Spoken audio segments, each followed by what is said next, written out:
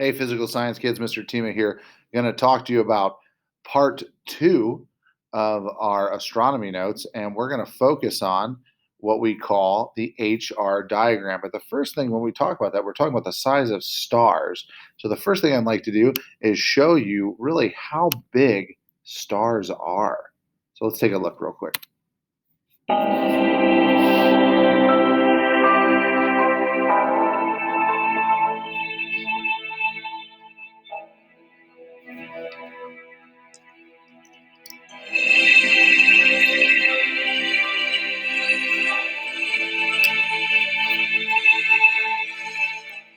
So that was the moon. There's Mercury.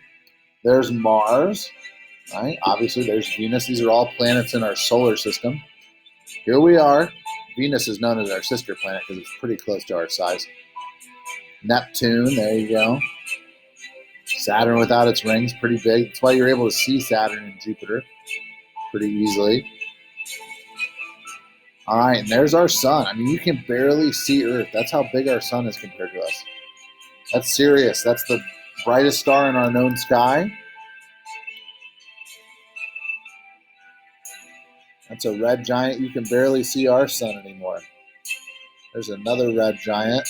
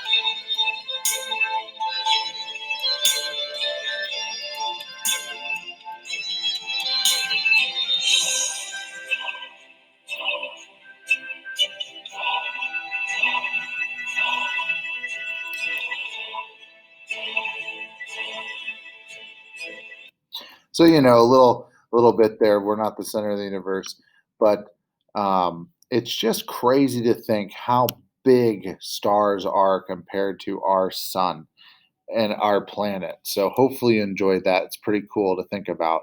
And those terms like red giant, blue giant, all those things, you're going to hear those again in part three of our notes.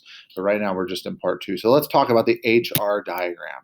So the HR diagram came from these guys right here, these good looking guys, all right? In the early 1900s, uh, Hertzsprung right here and Henry Russell made the HR diagram, okay? It's a study of relationship between luminosity, or how bright something is. Lumens, you may have heard that before, like flashlights are measured in lumens, how bright something is versus its temperature.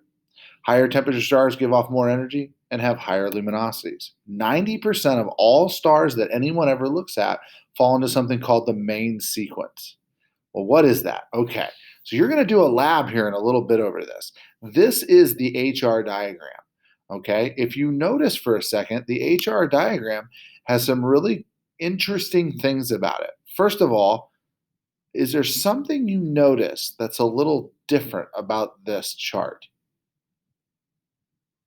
Some people are probably saying, well, there's colors. Okay, well, luminosity, or how bright it is. Is there any zeros over here? No, usually there's a 0, 0 down here, but it's not. This L, when it's all by itself, means really just like 1.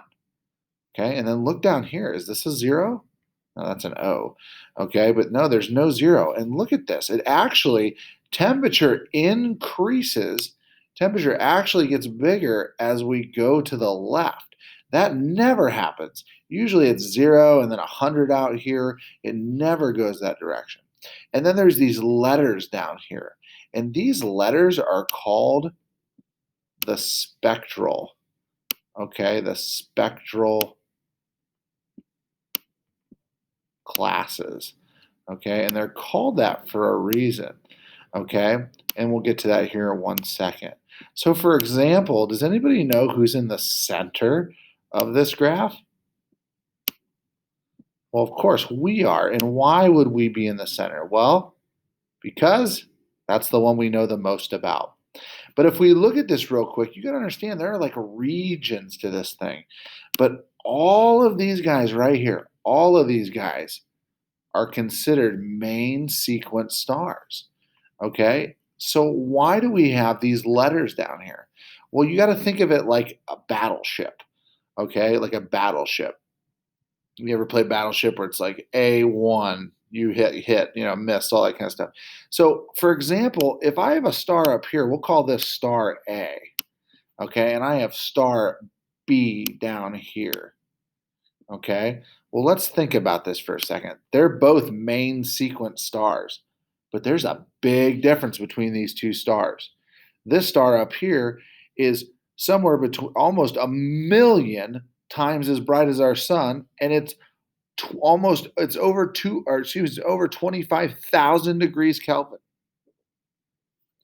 These stars down here are only below 3,000 degrees Kelvin, and they're only 1/10,000th as bright as our sun.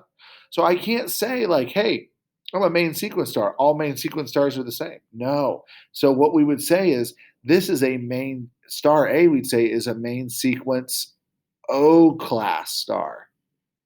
This star would be a main sequence M class star.